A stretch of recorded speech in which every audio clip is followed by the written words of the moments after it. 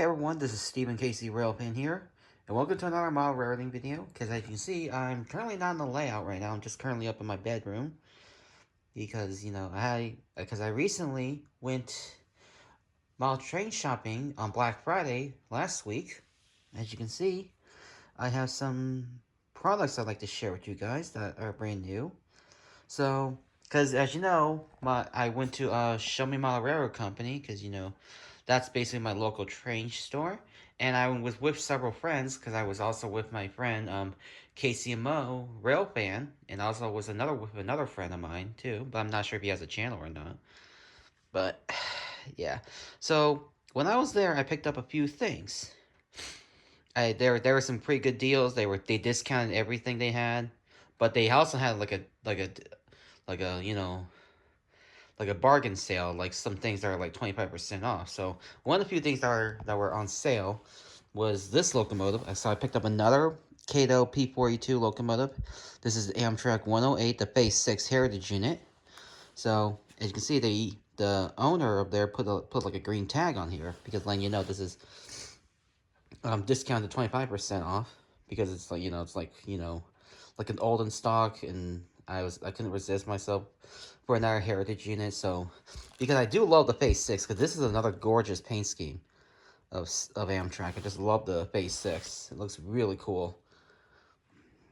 Just looking at it, it's for their 50th anniversary, and I would have picked the 161, but as some of you guys know, 161 got burnt to a crisp due to some kind. I believe it was like a fuel tank faulty, something involving a fuel tank. Like probably a faulty fuel tank must have caused it. It burned in Washington D.C. just a couple days before Thanksgiving, which was very sad. But be glad that nobody was hurt. Nobody was hurt or killed in that incident. So they didn't have like a 161 as part of their bargain sale, so I ended up getting this one. While my friend of mine picked up the Midnight Blue unit. But I might get the Midnight Blue sometime in the future, because I do like that unit, but I'm thinking about getting the 161 in the future if I could ever get a chance to. So there's that. So there's that out of the way. It's a pretty cool locomotive, and it's also very heavy too. It's because it's got like it. Both trucks are powered, which means they can pull a lot because the motor is very strong. So there's that. So there's that. I also decided to pick up some Atlas rail joiners because I can. So that way, if any of my rail joiners need replacement, I can do that on my Bachmann Easy Track, because they actually fit really well on Bachmann Easy Track. So even though these are Atlas ones, but they fit really well, and I have no issue with them. So there's that. Next up is a Scale Trains card. This is a Union Pacific Gunderson. So I picked up an operator version just because well, just save some money and such.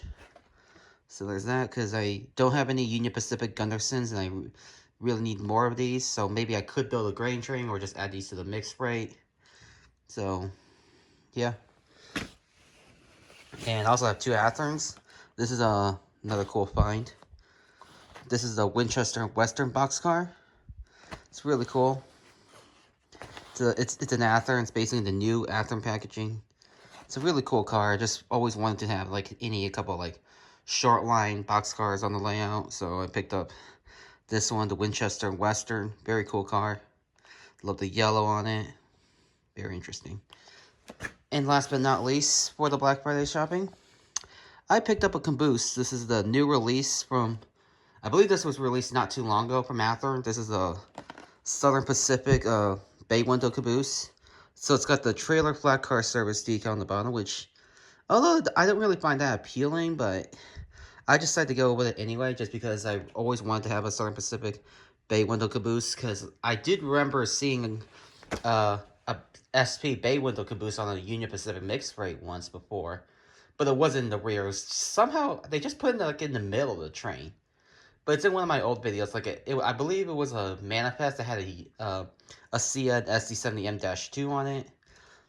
It's there. So I picked up a Southern Pacific caboose to go with it, because I know there's a couple of SP cabooses still around on the UP system. So yeah. So anyways, so yeah. So basically, even though you may think, "Bob, I spend so much money," but For those who wonder how I bought all this, well, I decided to make 2 orders on these just because you can save some money.